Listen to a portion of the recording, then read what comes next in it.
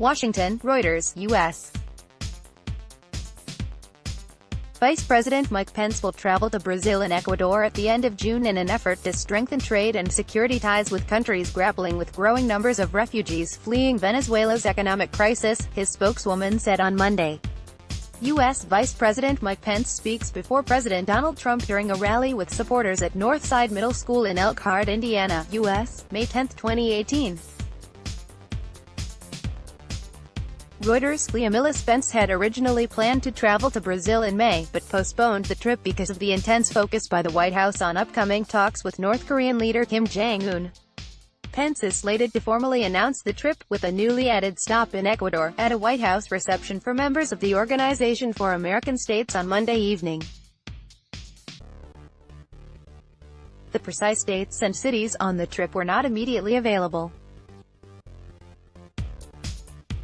Tensions between the United States and Venezuela have intensified since Washington refused to recognize the May 20 re-election of Venezuelan President Nicolas Maduro.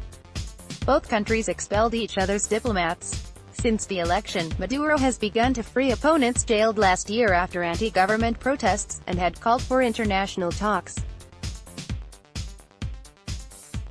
American missionary Josh Holt, who had been held without trial since 2016, was among the freed prisoners.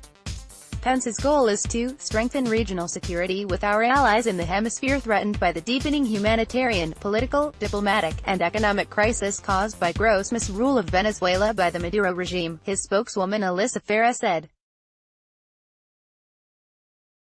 The United States wants the US to suspend Venezuela from the group and increase economic sanctions on Maduro's government.